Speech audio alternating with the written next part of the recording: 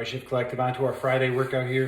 We got our hang clean day today, and then we got a nice little burner, which is going to be kind of my note to you guys, this will be kind of a lower back pump out or low back burn. So just kind of something to keep in mind and bear in mind as you guys go through this. And for some of you guys, if you haven't experienced it, and you might, it's just something to work through. Okay, so from the top, our warm up, we're going to be going 4 sets. We got our 250 row, which you guys can sub with that run or bike. That run's always going to be 400 meters, and then the bike is going to be 0.4 when we obviously do that math to transfer into the bike and the run. So 250 row, 10 box jumps, and then 8 single leg deadlifts per leg. Okay, so we'll go with bro, we'll jump, and then we're going to grab onto a single kettlebell or dumbbell. My arm that's holding it is the opposite of the one that's on the ground. Okay, it's always kind of confusing, I know, in classes. So if I'm doing my left leg, my right leg is grabbing it so that I'm on the inside of the working leg, okay? And that's gonna cause kind of crossbody pull, which will help warm up your guys' midline a little bit better for these hang cleans. So that's kind of the goal of it, okay? For our hang clean day, the rep scheme is gonna change a little bit. We've been doing this kind of 4x3 and then 3x2. We're just adding one more set. That's all we're doing this week. So 66% and then 76%. We got our 4x3 and then a 4x2. Okay, so it's a little more volume today. Kind of our focus point, continuing on with our Olympic lifting as we build and snatch and clean. Remember, let's stick to these loads, stick to percentages. This is a really slow, gradual cycle for ourselves. And if we kind of adhere to it and focus on these important things that you guys are gonna work on each week, or find those areas where you're struggling and work on them, this is where we're gonna make Olympic lifting better, okay? So, hang clean starts up top. We load to the top of the knee. We've been talking with the snatch and clean about keeping this thing pulled back, that lat strength, pulling the bar back into myself as I come over.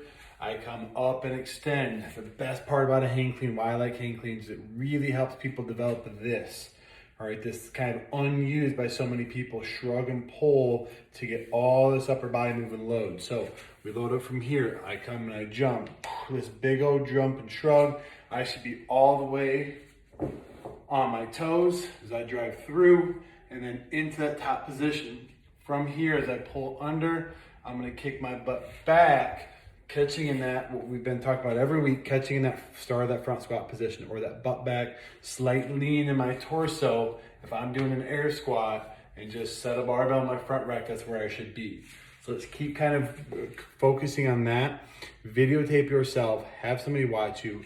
If you're catching in this upright position, this knee forward position, basically if you have any kick forward in your position with your knees being in front of your toes, we need to shift that weight backwards, okay? So that's all it is. If I'm catching here, I need to kick my butt back and learn how to catch back with that bar, which is gonna help you guys eventually build into catching lower and lower into the squat clean, and obviously doing this thing as intended, or with good technique. So still building on that, percentages, adhere to them. Let's ride this thing out, keep having fun with it. Our move today, which is just gonna be a really quick burner, not quick, but a really good burner. It's very basic movements. We got burpees, we got kettlebell swings. We haven't done an outright burner in a minute, okay? So 5 rounds, 15, 75 reps of each, lower back pump out. When we come out of the burpee and we stand up off the ground, that back is engaged as we go into our jump.